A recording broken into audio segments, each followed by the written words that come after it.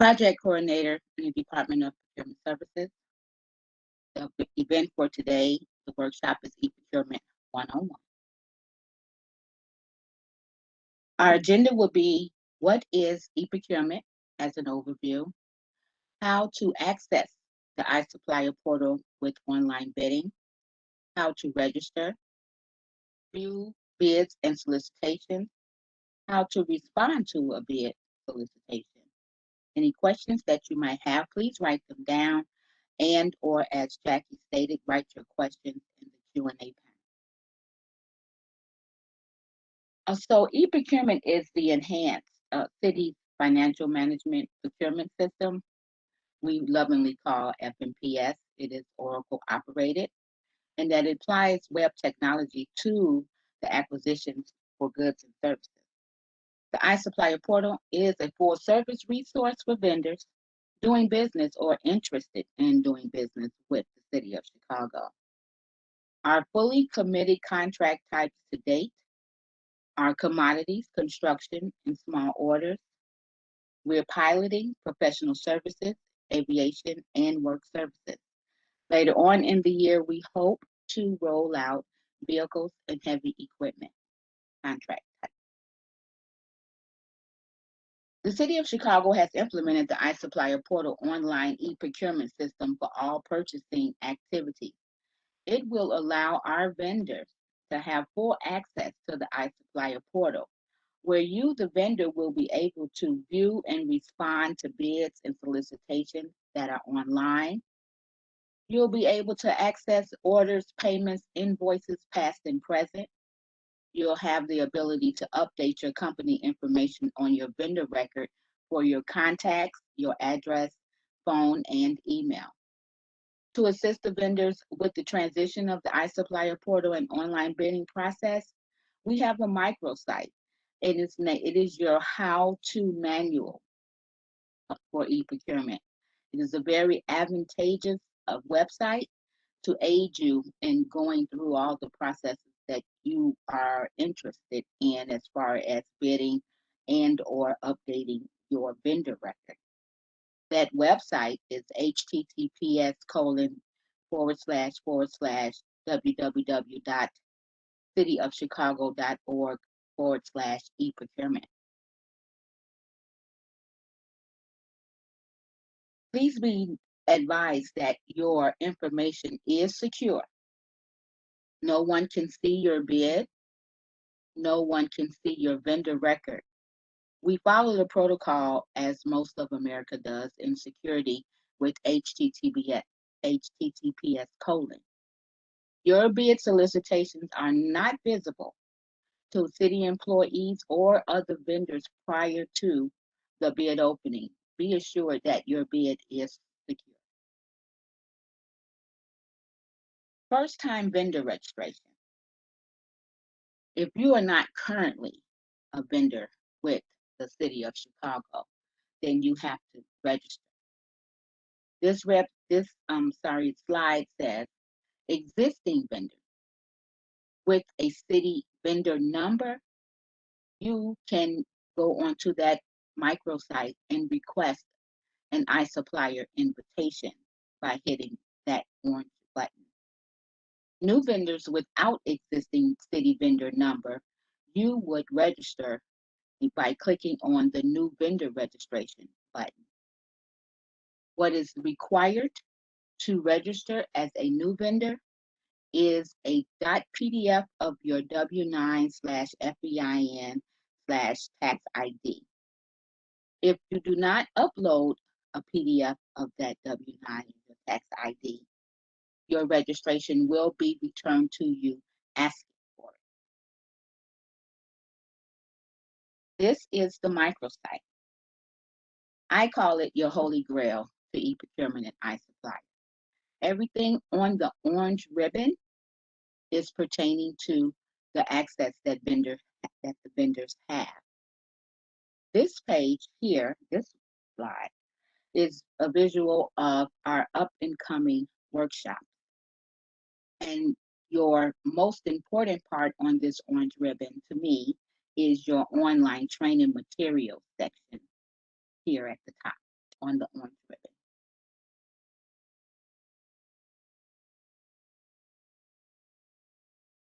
Current vendor registration. Now, you may have certifications or licenses with some of our sister agencies, being city colleges, CHA or Park District, CPS or CTA, and you may have a vendor number with them because you've done business with them before. Those documents, certifications, license, or vendor number is not transferable to the city of Chicago. We are each our own entity. So in order to do business with the city, you cannot use your sister agency vendor number or your sister agency licensing or certifications. You must register with the city to do city business.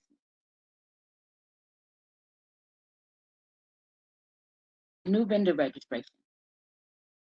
So those of you who are here who are currently not a vendor with the city of Chicago, you have not been paid by the city of Chicago, you do not have any contracts with the city of Chicago, you are a new vendor. You would click on this orange button here that reads new vendor registration. And if you would need any assistance with that, up under that in the blue, you would click on that link and it would walk you through how to register.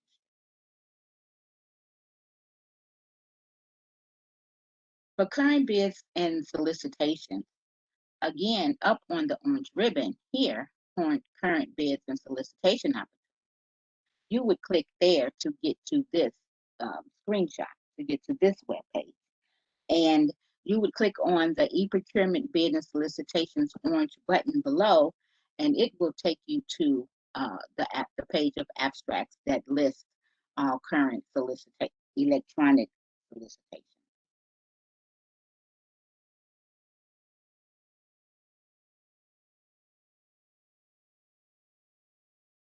Here on this slide, it represents our current bid opportunity. There was a time post COVID when we had paper bids, and our paper bids would be listed on this paper bids opportunity page below the header where it reads paper bid opportunities. All of our paper contracts, solicitations that you would want to bid on would be listed here. But this page also represents our electronic solicitations as well. So you could also click where it says e-procurement bid opportunities here down in blue. You would click this area right here, if you can see my mouse, and that is where the abstract page, which we will get a view of that as well, will populate with all of our active solicitations.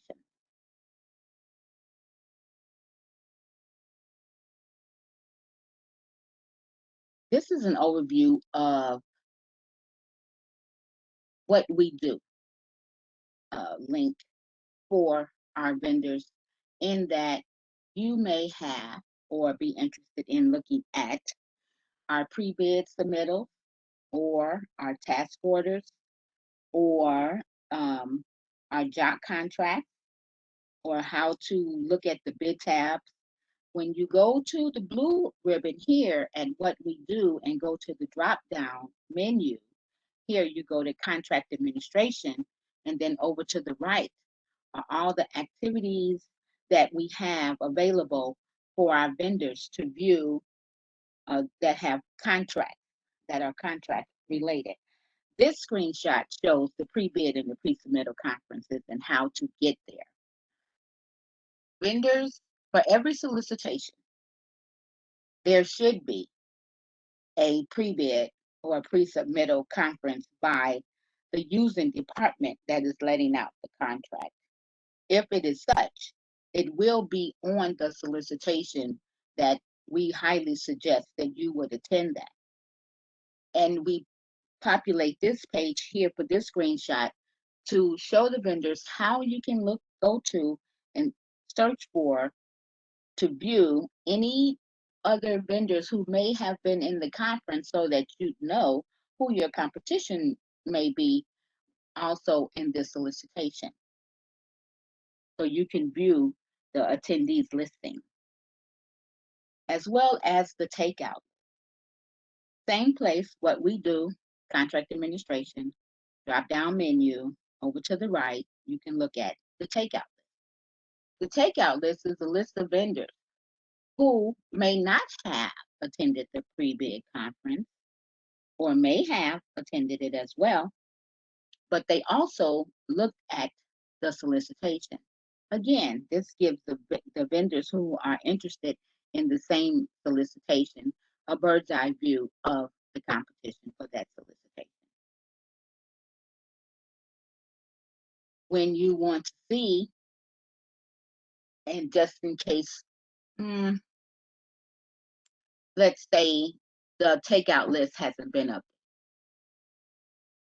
to date, to that date that you're looking at, and you're wondering if another vendor, a particular vendor, may have looked at the solicitation, you can search for the vendor.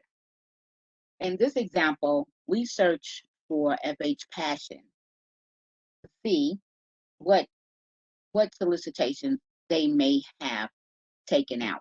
So by doing that, you can put in the vendor name if you know it, and you can also do a wild card, a wild card search with just passion and a percent sign back and forth in front of it and behind it, and it will populate the vendor's name. Here we see that in this example that FH Passion actually looked at 4 solicitations.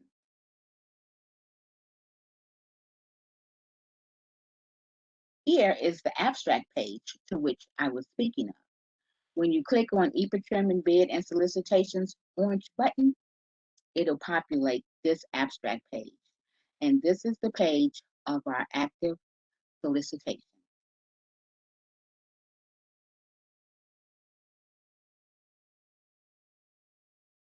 From left to right, well, I clicked on a solicitation. That solicitation number is 7317. But we'll go from left to right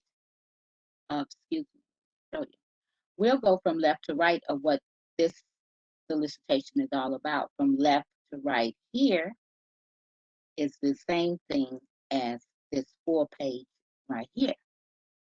So we have our department name, the event, which is the contract type, being commodities. We don't use program model. The solicitation number is 7317. The specification number. The solicitation title, note that the specification number always precedes the description, which is entitled solicitation title, new language in e-procurement, means it's the description is always preceded by the specification. The advertisement date is the date that the advertisement hits the paper. Your supplier response start date is the date that you can begin filling out your solicitation. Is the same day that it hits the paper. Your supplier response due date is the day that the bid is going to open. Protected markets means that if it's a SBI, a small business initiative, or MBI, or a target market, if it is any one of those 3, it will be noted here in that column named protected markets. The deadline for questions is also there, and very important that if you have any question pertaining to the solicitation, that you ask it via an email called online discussion that is within the solicitation by the due date. If after the due date, it cannot be accepted by the procurement specialist. And just so you know, if you have questions, and many other vendors have questions as well, it could be one question by one vendor. But in the case that if it's many vendors, that turns into an addendum. And the addendum is to inform the vendors that everybody has a question and we're going to answer all the questions and provide them to our vendors as an addendum. And that is why you must adhere to the deadline for questions. Below is the view of the actual solicitation. How do you obtain the solicitation? Here, where it reads document to the right, document PDF file, you click on that blue link and it will populate the article. Now you're ready to go inside of Oracle. You have registered.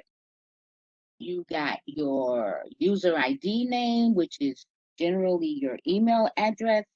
You you have you are ready to enter your temporary password, to which you have to change to your own password, and then you log in, and then you will have two folders. One folder, one yellow folder is for the iSupplier portal with invoice creation, and the other folder is for online bidding. In this example here, we are looking at the first folder, the iSupplier portal with invoice creation. In that module, you have 5 tabs. Each tab is pertinent to you, the vendor. So home is our general tab, and orders and shipments and finance are all pertaining to a contract and or payment for that particular contract. But admin tab, that is the tab where the vendor can control their vendor record. Here, you can add contact. You can inactivate contact names that are no longer with your company. You can you can provide access to the iSupplier portal here in the contact directory. You can upload any documents that you would need that you would want to be visible on your vendor record, such as any business classification or your W-9 or your cyber drive documents. If those are a requirement for a delegate agency contract, those things would be noted in your vendor record.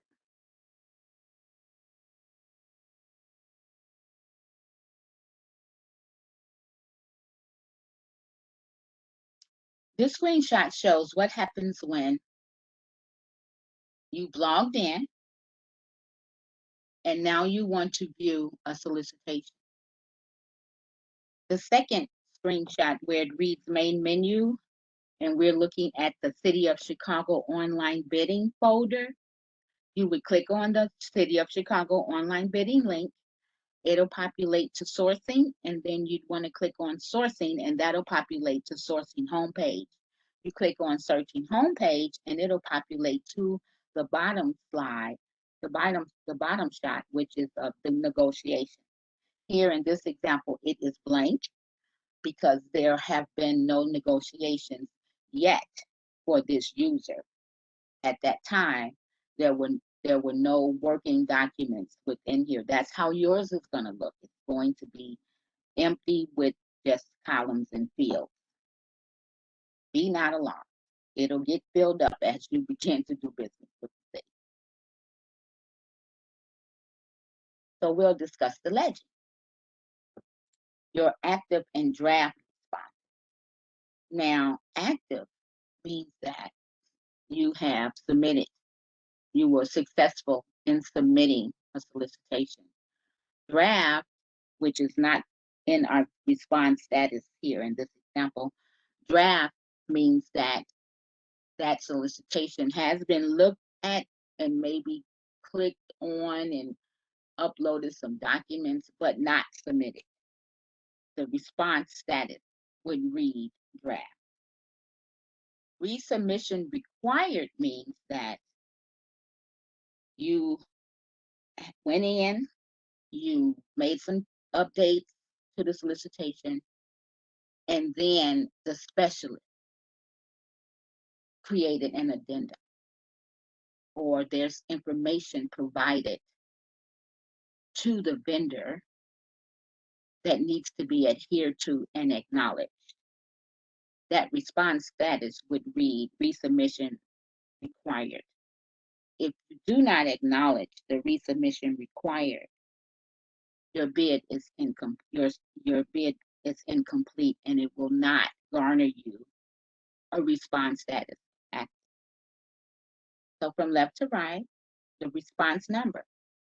Once you go in and you click on it and you save it, you now have a response number, and that is the number that you would maintain as your active response once you submit. So that's your number for this particular solicitation. The response status is active. Supplier sites we do not use in our RFQs. The solicitation number, the title, again, is always preceded by the specification number. The type is always an RFQ. Sometimes we may have a RFP, which is a request for a proposal. In this example, the time left is 0 seconds. Monitoring starts when how often you go into the solicitation. The graph will fluctuate up and down. Unread messages means that between you, the vendor, and the procurement specialist of the solicitation have had dialogue. So that will always be a number if there's been some back and forth discussion, or if none, it will be 0.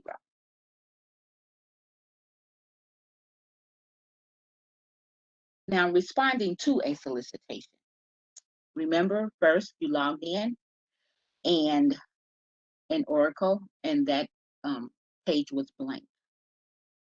It had fields and columns, but no data was inside.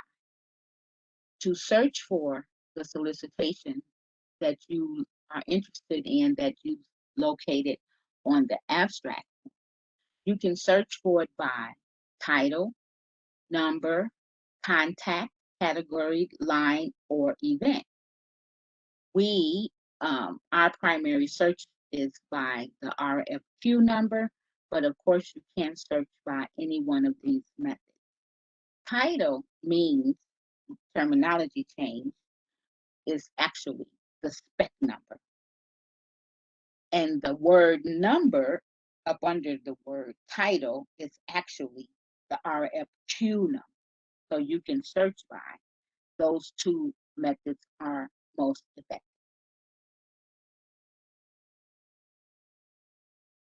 In this example, we show you how to do a fuzzy search. You had a busy day, you went to lunch, you didn't search for it by the RFQ number. Now you kind of want to just take a quick glance at it, but you can't remember what the number is because you wrote the number down, but it's actually not in your face, but you know it starts with that. So you can do a fuzzy search by just entering a number and then hitting go. The system will respond by the number that you entered and show you all solicitations that are beginning with that number. Hopefully it's the one that you were actually searching for. You may have to look for what you wrote down if it does not. So you can do a fuzzy search as well. Now, once you're in the solicitation, the first paragraph you're going to see is our disclaimer. You must acknowledge the disclaimer. You can't move forward without acknowledging the disclaimer. So you would select the checkbox below, I have read and accepted the terms, and then hit the accept button. The accept button will be grayed out, and it will not enable you to move forward until you check the box. Once you check the box, now you're inside of the solicitation. Note, you have two tabs. One is the header tab, and the other is the lines tab. The lines tab is where you will input your dollar value. It is the proposal pages of the solicitation. The first tab is your header tab, most important tab. You can't move forward if you don't answer all the questions on the header tab. So here, in this example, what we see here are requirements. Requirements are, this example here is just what the specialist has filled out as a point of information to you, vendor, if these things are included in the solicitation. Not all the time are all of these items in this requirement section filled out. There is another requirement section that you must adhere to, and that is this section. Wherever you see a white box, all white boxes, nothing can be blank. If you get to the end of your solicitation and you are ready to submit, and you attempt to submit and it doesn't go, you don't know why, go up to the top of the page of the solicitation and read the error messages that are up there. The error messages do not float. They are stagnant to the top of the page. So you checked your box. You checked your box when we get to the submit page. I'll show you that. You checked your box. You hit submit. It didn't go. It's still grayed out. The page is still there. You got no successful message or anything. Go up to the top of the page and see if you see anything written in red. All red items are to be adhered to. Most often our experience is that the vendor forgot to enter something in the white box on the header page. So again, all white boxes must be filled in. As you see to your right, you have to answer all of these questions. And it could be a lot of them pertaining to the type of contract, like construction. Could be a lot. Just answer them all. Yes, no, if you need a number, if you need to upload something, whatever it's asking, you must adhere to. You will have to add attachments. So at add attachments, at the header tab, you will enter enter whatever the title is, preceded by the spec number. It could be spec number 12345 : insurance certificate, EDS on EDS certification, your W-9, your cyber drive, whatever it is that per the requirements that you must submit with that solicitation. This is the method to add attachments to your solicitation. Now we're at the lines tab. And at the lines tab for this example, we only have 2 lines that we need to enter data in. Excuse me. This estimated quantity is always filled in. You only have to fill in what your quote price for that unit value will be. Where you see the word update, you will click on the pencil if you need to make any change.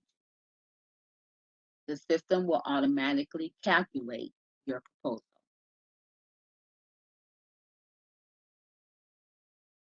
In doing so, in the red circle, we have the confirmation, and there is the quote number that is preceded by the title with the specification being first, and it reads that it has been saved as a draft.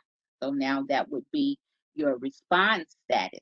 When you log into Oracle again, your response, it will read your quote number and your response status.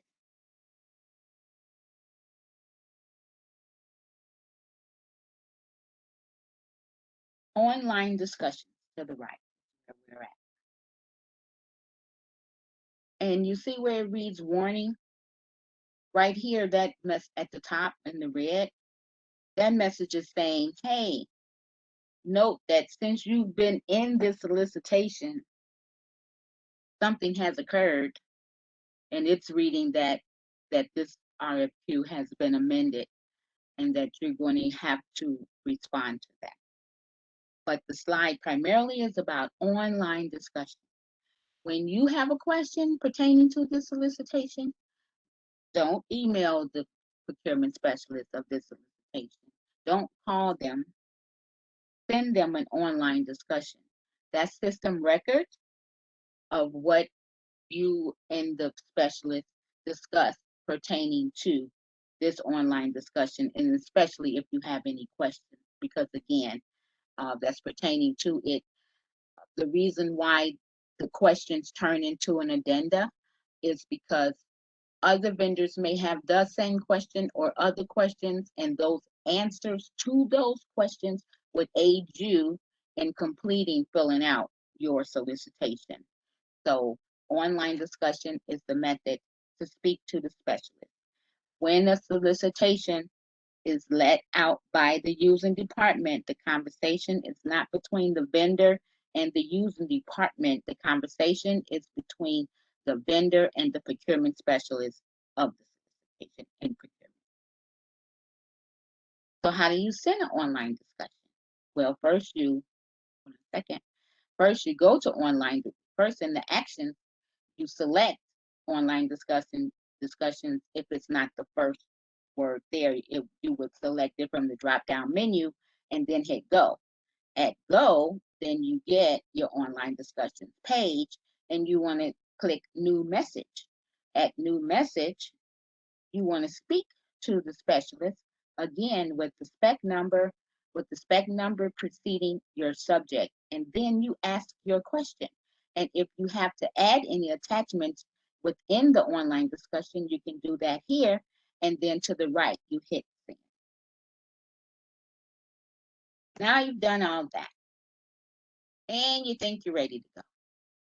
You're ready to submit, but you can't, because remember the warning? Specialist was creating addendums while you were trying to answer the yes/no questions on the requirements page in the requirements section. Now you have to acknowledge the addendum. So here, it just lets you know that there is an addendum. Please acknowledge it. Do you want to proceed? Of course, you would select yes. Now you're ready to submit. Very, very important. System's really tricky. It doesn't want you to go in the order for which you think you should go. Click the box by selecting the box that says by submitting this solicitation, and then you want to add your name and your title. Nope, it's bottom to top. So you would have to enter your name, your title, then select the button, select that box, and the submit button that's over to the right will highlight. You see here in this example, it's gray. After you input your name, title, and then select the box, then it will highlight where you can submit it. Again, even if you do that and that submit button is not highlighted, that means you have error messages to the top of the page. Adhere to that. If you want to print your solicitation, you can select the box that's next to the word submit at printable view, and you can get a print of your solicitation. But now we are entering our name, our title, and we are going to check the box by submitting a bid proposal sentence, and we're going to submit. Once your submit is accepted, on the next business day, you will receive a confirmation of submission. This is to assure you that you have an active quote. The other way of assuring that you have an active quote is you go back to the beginning. You can log out of Oracle, log back in, and then you'll see that your quote number has a response status of active. At any time on an active quote even, there could be an addendum. It's going to say resubmission required. You must adhere to that again, because if you don't adhere to the resubmission required, your quote becomes inactive. Okay? Here is the microsite. Once you click on it, you'll see these 4 boxes. The 2 that are circled in red are pertaining to DPS contracts and the supplier record.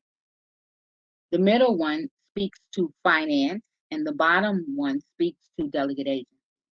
Neither of those two can I speak to because I don't know finance, and the delegate agency process is not procurement process. But on the right side, on the left side is registration and profile updates. That's where you can go in and look at your payments and orders and receipts, past and present, and update your vendor record. And to the far right is supplier response submissions page, where you can see how to review a solicitation, how to print one out, how to look at an addendum and what to do. Note that anything that is written, you click on that the written word, and it'll populate a PDF written out to read. If you click on the word video, you'll get a video of what is written. So that's a help aid to you. In the event that you have any questions outside of those for which you can ask the procurement specialist pertaining to the solicitation, if you need help and assistance, please contact our customer support at customersupport@chicago.gov, and/or you can call them at 312-744-HELP. This concludes our discussion on e-procurement workshop, our e-procurement workshop. I hope that I have aided you in whatever materials or needs that you would have pertaining to activating a solicitation, or how do you become a vendor? Can you see your past and present invoices or not? So thank you very much for coming out. And if you have any questions, you can answer them. Thank you, Pam, for your great information that you have to impart to our guests today. And if you have any questions, feel free to put the questions in the Q&A panel, which is in the bottom right-hand corner of your screen, and we will see the questions. If there are no further questions, then we will close out. So I'll give you a few minutes to see if anyone has any questions at all.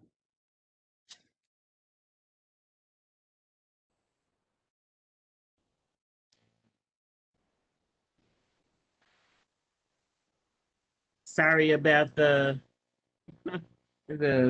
people decide to do the grass today, and so that's the sound that you're hearing. Are there any further questions? All right, I guess there are not any questions. So I am going to say thank you, Pamela Walker-Smith, for all of that great information that you imparted. And I will thank our participant for attending today's workshop. Have a wonderful rest of your day. Okay, Jackie. Thank you. Bye. Thank you. See you later, Pam.